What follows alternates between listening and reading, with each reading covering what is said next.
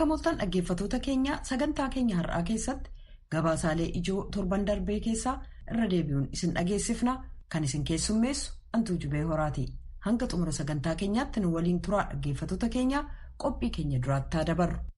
Hooggansa Baaldaraas obbo Iskindir Naggaa dabalatee namoonni galmee isaanii irratti waamaman 4 mana murtii olaanaa Lidataa dhaddacha farra shororkeessaaf dhimmootii heera mootummaa ramaddii 1ffaa irratti dhiyaatanii turan. Katsahaay Daamxoo jalqaba torban kanaa nu ergite ture. Har'a obbo Iskindir Naggaa fi namoonni galmee isaanii irratti waamaman 3 mana murtii olaanaa federaalaa Lidataa dhaddacha farra shororkeessaa fi dhimmoota heera mootummaa ramaddii 1ffaatti kan dhiyaataniif himata abbaan alangee isaan irratti baneen ragaalee dhageessaa ture keessaa kanneen hafan akka dhagahamaniif ture jechuun ibsaniiru abukaatoon himatamtoota. Har'as ragaaleen ni dhagahamu jedhaman hundi waan hin dhiyaanneef adeemsi ragaa dhaggeeffachuu hin milkoofne jechuun oolmaa dhaddacha har'aa abukaatoon himatamtoota obbo Henook Akliiluu ibsanii jiru. አቃቤ ሕግ ከዚህ በፊት አቅርቦት የነበረው በችሎቱ ስሙ ተመዝግቦ በአካልም ቀርቦ የነበረው ምስክሩ አልመጣም። ይህንን በተመለከተ ከአዲስ አበባ ውጭ ናቸው ማሰማት አንፈልግም ብሎ አቃቤ ሕግ እሳቸውን አሰናብቷቸዋል። ረጋን አባን አለንጋ ከናን ዱራ dhiyeesse ture dhaddacha irrattis dhiyaatee maqaan isaa galmaa'ee kan turee fi kan qaamaan dhiyaatee ture har'a hin dhufne. Waa'ee ragaa kanaa ilaalchisuun abbaan alangaa hin dhiyaanne haala yeroo ammaa wal qabatee magaalaa Finfinneen alatti argamu. Kanaaf isaan hin barbaadu jechuun geggeesseera abbaan alangee. Ragaan tokko immoo poolisiin ajaja mana murtii kan ragaaf ittiin waamaman argee mallatteessisee itti kenneera. Garuu ajaja mana murtii kabajuun hin argamne. Ragaa inni sadaffaa immoo poolisiin hin arganne jechuun ibse abbaan alangaa. Gama himatamtootaatiin obbo Iskindir Naggaa kanaan dura ajaja manni murtii dabarse maatii koo biyya alaa jiran torbanitti guyyaa tokko bilbilaan akkan isaan dubbisu jedhame manni sirreessaa naaf hin raawwanne jechuun manni murtii dhimma kana irratti murtii naafaa kennuu jechuun gaafatanii jiru. Manni murtii dhimma kana abukaatotatti akka dubbannuuf nuuf eeyyameera. Nutis abbaan alangaa irra deddeebiin ragaa akka dhiyeeffatuuf carraa kennameef dhiyeessuu hin dandeenye. Kanaaf beellama addaa qabachuun hin barbaachisu. Galmeen kun sadarkaa irra jiruun murtee haa argatu jennee iyyanneerra. Obbo Iskindir Naggaa, Sintaayee Chokkal, Qallab Siyyumii fi Askaalee Damissee kanaan dura beellama 2 mana murtiitti hin dhiyaanne. Sababni isaas manni amala sirreessaa humna namaa gahaa hin qabu. Mana amala sirreessaa baatuu gurmeessaa waan hin jiruuf jechuun kan ibsan abukaatoon himatamtoota manni murtii dhaddacha har'a ooleen bitaaf mirga dhaggeeffatee beellama guyyaa biraatti beellameeraa jedhan. Dhuma irratti manni murtii beellama guyyaa biraatti beellame. Ragoolee abbaa alangaa poolisiin teessoo isaaniitiin barbaadee akka dhiyeessu kan beellamame. Rukuttaa obbo Iskindir irratti raawwatame jedhame ilaalchisuun ammoo poolisiin federaalaa qulqulleeffatu kan jedhame hoogganaan dhiyaate akka ibsu kan biraa immoo qabiinsa mirga namoomaa isaan waliin kan jiru irratti koomishiniin mirga namoomaa Itoophiyaa deebii akka irratti kennu jechuun muddee 15/2014tti jechuun guyyaa jimaataa dhufutti beellameera manni murtii. Himatamtoonni kunneen waxabajjii 22/2012 ajjeechaa artist Hacaaluu Hundeessaa hordofuudhaan magaalaa Finfinnee keessatti walitti bu'iinsa sabaa fi amantaa bu'uura kan taasifate yakka walitti bu'iinsa waliinii kaasuu jedhuun himatamuun isaanii ni yaadatama. Gabaasa sagalee Ameerikaatiif Tsahaay Daamxoo Finfinneerra. Kun sagalee Ameerikaa sagantaa afaan Oromootti dhaggeeffatoota keenya qophii itti aanutti ceena. Oromiyaa lixaa magaalaa Naqamtee keessa kan jiran dargaggoonni 4 kanneen sochii siyaasaa keessatti hirmaataa turan humnoota mootummaan ajjeefaman jechuudhaan paartiin adda bilisummaa Oromoo obbo Daawud Ibsaan hoogganamu ibsa baasee jira. Hoogganaan biiroo dhimmootii koominikeeshinii mootummaa naannoo Oromiyaa obbo Haayiluu Addunyaa gama isaaniitiin dargaggoonni ajjeefaman jedhaman meeshaa waraanaa hidhachuudhaan aangawoota mootummaa ajjeesuurra darbe gaafa sanas qaamolee nagaa eegumsa mootummaatti tarkaanfii fudhachuuf utuu yaalanii tarkaanfiin irratti fudhatame jechuudhaan dubbatanii jiran kanaa kurmalkaa torbee kana keessa gabaase ture. Paartiin adda bilisummaa Oromoo ABO obbo Daawud Ibsaatiin hoogganamu ibsa baaseen akka lakkoofsa Itoophiyaatti muddee 9/2014 jechuunis sanbata duraa darbe Oromiyaa lixaa magaalaa Naqamtee keessatti dargaggoota argaman 4 irratti humnootni nagaa eegumsaa mootummaa kan poolisii humna addaa jedhamuudhaan waamaman dargaggoota 4 haala suukanneessaa fi gara jabeenyatti guutameen ajjeesaniiru jechuun ibsa baasee jira. Ajjeechaa kanaan kan lubbuu isaanii dhabanis Abubakar Nuuree, Nimoonaa Ijjiguu, Amaanuel Abtaamuu fi Zaakiruu Ittaanaa akka jedhaman ibsa kana irratti eeramee jira. Itti gaafatamaan quunnamtii hawaasaa kan yeroo paartichaa obbo Lammii Gammachuu sababaa itti paartiin isaanii ibsa kana baaseef yommuu ibsan akkas jedhu.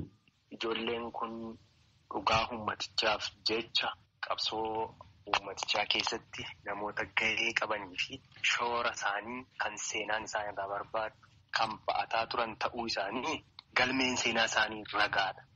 Akkuma kana immoo bara 2018 kaasee gariin isaanii mana hidhaa kan turan mana hidhaatti immoo ragaan irratti dhabamee kan manni murtii bilisa baaseedha. Hidhamtoota siyaasaa turanii jechuudha. Dhugummaa waan kanaa hangam mirkaneeffattanii jirtu?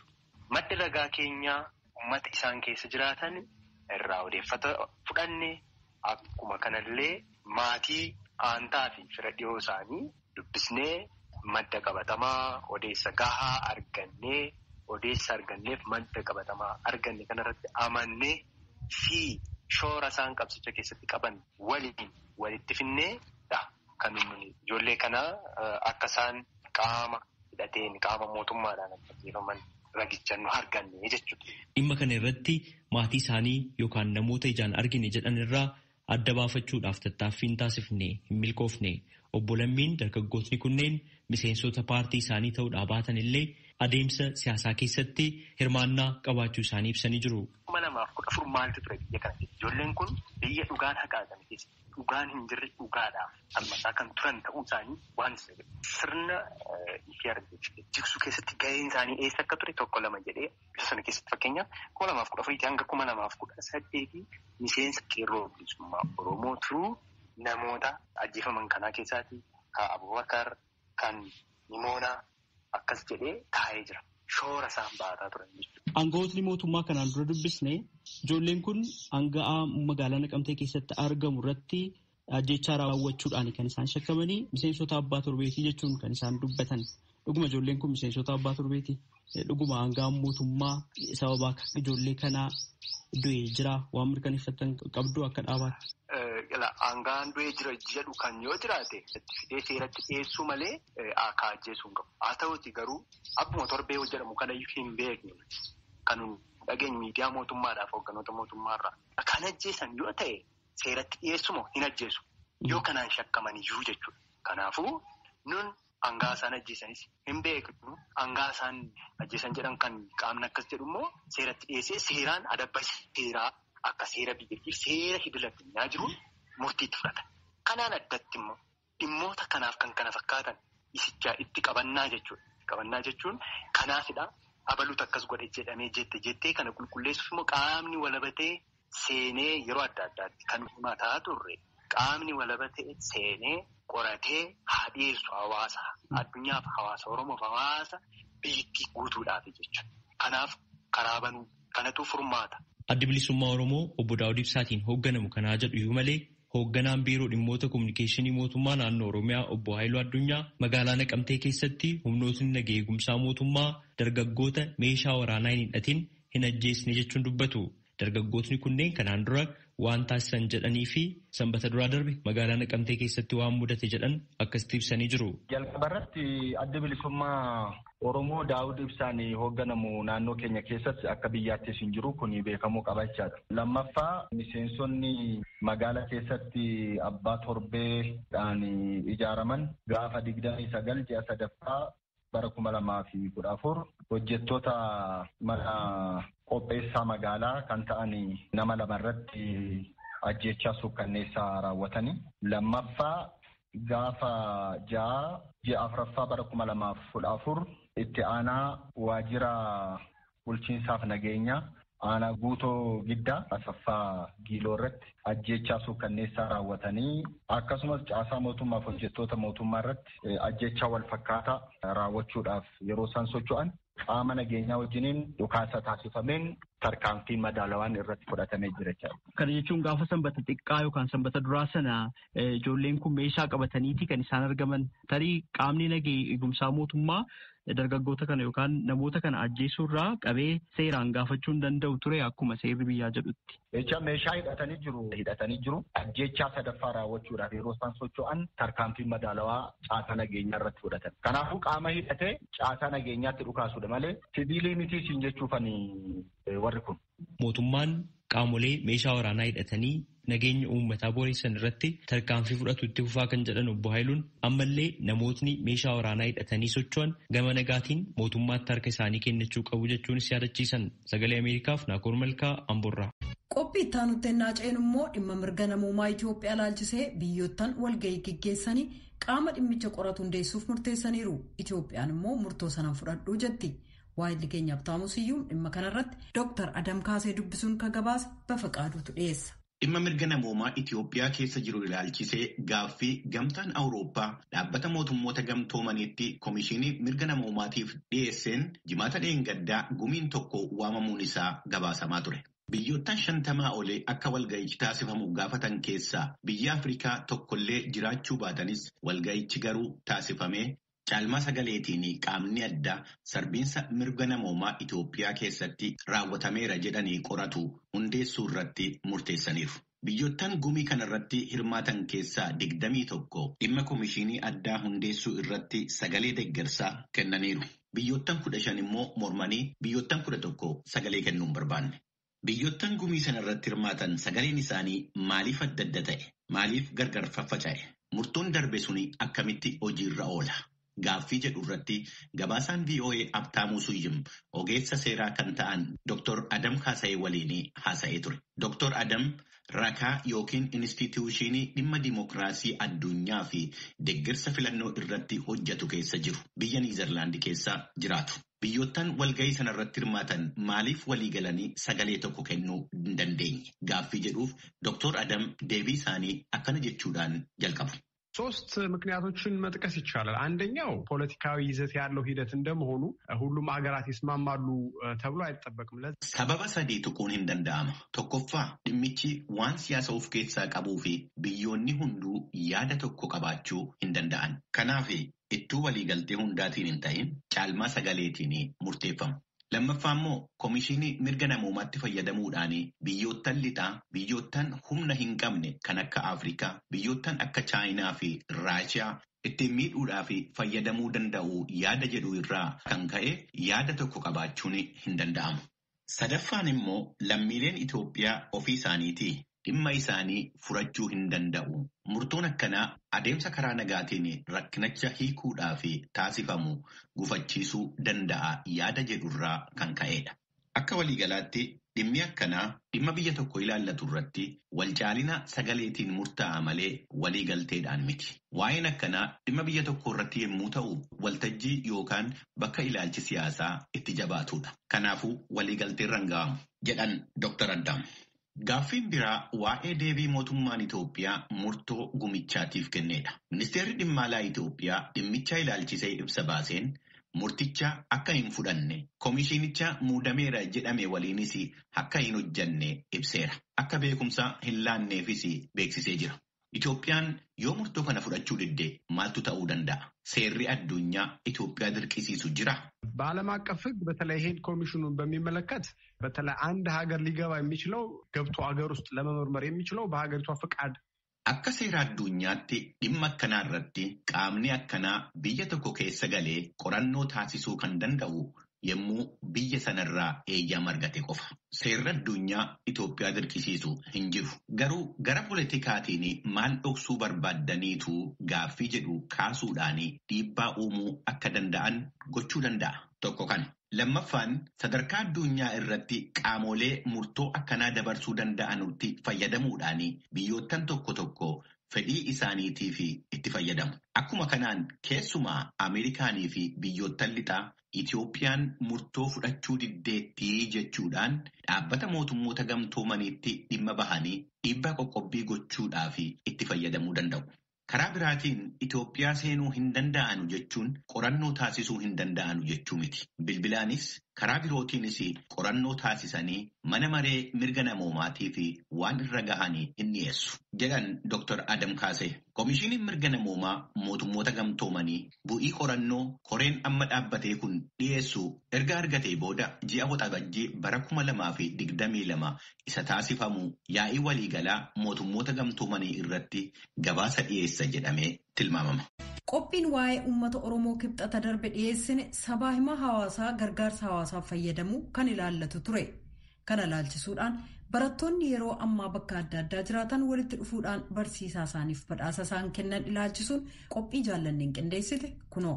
Maalirraa ka'uudhaan barsiisaa isaanii durii obbo Abeel Bulchaaf konkolaataa akka badhaasan qindeessitoota keessaa tokko ka ta'an obbo Lalisaa Maanu'eel gaafadheen ture. Barsiisaa keenya turan bara Naqamteetti barannu ijoollee juuniyerii keenya keessaa Jaanii Buzuhaan Tashoobaa jedhama. Daandii balalii xiyyaara Itoophiyaan Eerlaayinsi keessaa hojjetu. Isatu gaafa karaarra darbu hiriira dheeraa Finfinnee beekamaa kana barsiisaa isaa achi keessa dhaabbatee tunni taaksii eeguun argee jedhee naa bilbilee. Inni immoo konkolaataa oofaa darba ture. Baay'ee gaddee maal gochuu dandeenya kan jedhu naa bilbile.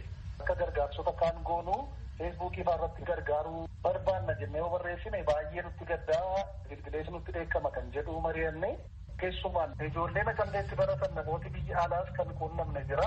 Telegiraam giruuppii tokko uumnee isarratti walii erguu jalqabne. Barsiisaa Abeeliin warra kaan irraa maaltu adda godha? Namooti barsiisan jalaas gaafa dhufanii wal qixxeen turre. Garuu barsiisaan Abeel barataan barnoota danda'us kan hin dandeenye illee akka inni herrega jaallatu barsiisaa nu godhe ture. Keessumaa barattoota ciccimaa turree qabxii gaggaarii illee yuunivarsiitii galleefis bu'uura cimaa ture. Kun immoo tokkoffaa haala inni ittiin barsiisuu baay'ee bareedaa ture. Lammaffaa hariiroo barumsaa keessatti barataaf barsiisaan baay'ee gargar fagoo ture barannu sana. Abeel Bulchaa garuu barataa wajjin baay'ee akka hiriyaa walitti siqa ture. Dabalataan Abeeliin baay'ee adda goonee kan ilaallu sa'aat barnootaa ana barsiisoti baay'een manoota isaanii keessatti qarshii kaffallee baranna ture. Abeel bira keessumaan baay'ee kan na dhibu ijoolleen qarshii manaa kennameef balleessaniif yookaan immoo maatiin isaanii kaffaluu hin dandeenyeef dudursanii dhufanii marcuma qabannaan abbaan qarshii kaffalee bakkeerra dhaabbatee barata ture. Barataa waliin caalchisuu kana gaafa laallu baay'ee inspire godhee nu guddise ture. Kanaaf adda goonee ilaalla barsiisaa Abeeliin. Mooraa bara barnootaa keessatti nu barsiisu sana booddee immoo keessumaa ganna mana isaatti baay'ee nu barsiisa ture. Saaloonii isaa keessa bilaakboordii kaa'uudhaan barataan achitti dhannee baranna ture. Barachuu barbaannaan eenii taayin nu barsiisa ture. Kan kanarraa hafe immoo eessattis yoo na argitanii gaaffii barnoota laallatu yoo jiraate na gaafadhaa jedha ture. Namooti tokko dhiibanii makaraa irratti illee yoo gaafatanii gammachuudhaan karaa deemsa isaa dhiisee dhaabbatee herrega namatti agarsiisa ture. Soofaashinii kanaan herrega akka jaallannu nu godheera. Konkolaataa kana nama meeqa taataniiti walitti fiddanii bittaniif? Keessuma keessaan olii barreessuudhaan namni ol beeknu olii ergine hanga 100 ta'uu dandeenya namooti walitti buusne konkolaataan naannoo qarshii 750 bitameef. Barsiisaa Abeel Bulchaa hojii barsiisuu irratti bobba'anii waggaa 37 xumuranii 38ffaa keessa akka jiran dubbatu. Hojiin barsiisuu isaaniif maalidha? Barsiisuudhaan jireenya gammachuudha, paashiniidha. Kana keessa gaafa turaa deemtu jiruu gara biraan isatti mul'atu. Maaliif ofii keessatti ilaalcha sosaayitii gargaartee waan akka hojjechaa jirtu hunduma keessaa ibsate. Jalqabaan kopheenyaa Sooddoo jedhamu waggaa tokko achi hojjetee achi Oromoo amma mana tamaarii meeshaan foormeeshaan jedhamu. Achi waggaa 3 hojjetee achi mattuu waggaa 2 hojjetee naannoo Naqamtee dhagaa mana barumsaa Naqamtee keessa jiru hundumaa keessatti barsiisee herreega. Waggaan isin itti barsiisarra turtani umrii dargaggeessa tokkooti. Muuxannoo maaliirraa argattan? Jalqaba gaafa jalqabdu hin ulfaata. Dargaggummaa maqaa jiruufi nama dafee dhufatu gaafa keessa turtu garuu muuxannooni bultii keessa turtanii addisa fooyyessaa waan hojjettus fooyyessaa deemta. Mool cimaa sosaayitii dubbachaa gaafa danguddee gaartus maal akka hojjettu sirriitti baraate. Barumsa ramaddii mana barumsaatti argannuun haala mana isaanii keessattuu nu barsiisaa turan jedhan yaaddisuun eessaas ni dhufe. Jalqaba isaa gaafanii naannoo Naqamtee dhufee maatikii yoo kurmaata biyyoolessaa nama lamatu maatikii darbee barataa nama 500 keessaa naa wanti kun gaafa laatu baay'ee si gaddisiisa horii waan hin qabne jechuun sitti hin tolu. Boodee mureessaa jantee isaan jiranii akka carraatee dooktara mana tamaarii yookaan itti gaafatamaa turanii isaanii wanta kana hubatanii maal haa dargaggeessaa jireenya keenya kanaa akka goonee ijoollee keessa turanii manuma barumsaa keessatti qarshii 3 keessi kaffatee ijoolleen tokko akka baratu gargaartee maatii fakkaatan jiranii kaayyoon ga'e sosaayitii keessa irratti gargaaruu maqaateetti Jiruu kana mana barumsaa kooperaatiivii keessatti adaraashatti inni ijoollee warra kufatanii maatii bakkee ta'anis itti dabalee hojjetu jalqabna. Waggaa tokkotti geejjibama guddaa yaadamne arganne har'a guddaa jiru ijoolleen dooktarii aan ta'an jiru. Achuma biyyatti jiraatu kan jiraatu dooktarii ta'an hojjechaa jiru jira. Isa booddee waggaa lammaffaa keessatti fudhannati ijoollee gara soddomaatti guddisne. Dargaggeessi yeroo sana tokkaa jedhamu fidanii beekanii booddee akka dhufuu danda'u dubatanii. Sanbatti caalaa maatiin soosaayitiin koomunitiin kana keessatti gahee guddaa qaba. Maaliif ijoollee isaa barsiisuuf naannoon keenya baay'ee fedhii guddaa qaba. Durii mashee hin qabne darbee achi naannoo sana dhiisee amma daldaltoota argee barsiisutti gahaa ture. Booddee kanas jijjiiramee manni tamaarii mootummaa cimaa akka ta'e namni keessatti akka darbuu danda'amu hubatanii. Achiitti wanti kun guddachaa dhufee gara ijoollee 70 amma ijoolleen nafsatee fidanii har'a iddoo guddaa jiran. Booddee ijoollee maal godhanii ofii isaanii raaportii mana namaa keessaa fidanii barcuma ofii isaanii fidanii manuma keessa jiru keessa akka barsiisu godhanii ijoollee 48 jalqabe yeroo barachuu jalqabe ilaalchi isaan fidatti moorna gammachiisu ta'ee san qabne tola gargaaraa barsiisaa waggaa dheeraaf dhufne magaalaa baatee bashannanuu irra soosaayitii gargaaruun baay'ee guddaa fakkaatee magaalatti mul'ateeti. Ani amma bu'aa amma ijoolleen naa godhamanii kan na gammachiisaa ture. Ijoolleen guddatanii iddoo guddaa gaafa ga'an moola safaanaa kennan caalatti gammachiisa. Inni kun immoo geejjiba koominiitiitti dorgommii ijoollee gidduutti uume ijoollee naarraa gammadanii anaanis na gammachiisanii nagadaan fayyadanii jalqaba jiruusaa ijoollee geejjibatti. Konkolaataan si gammachiisa akka namaatti garuu anaan kan caala na gammachiisu yeroo ijoollee sana argu iddoo guddaa ga'anii arguutu. Isa fuulduras kennaa baay'ee naa kennanii beeku. Kanaa jalqaba akka biyya gadaatti naannoo 85 ijoolleen xixinnoodha baay'ee kutaa 9 kaasee ibseeman jalqabalee ijoollee naannoo barsiisuu jalqabee durii 3 fuutanii durii isheetti fudhatu kan jetteetti ishee daabitanii achi jalqaban. Namaaf xinnoo fakkaataa naaf konkolaaticha ijoollee fakkeetteedha. Keessummoota koon lameen galateeffachaa waa'ee uummata Oromoo kanarraa kanumaan xumura an jaallannee gammadaati.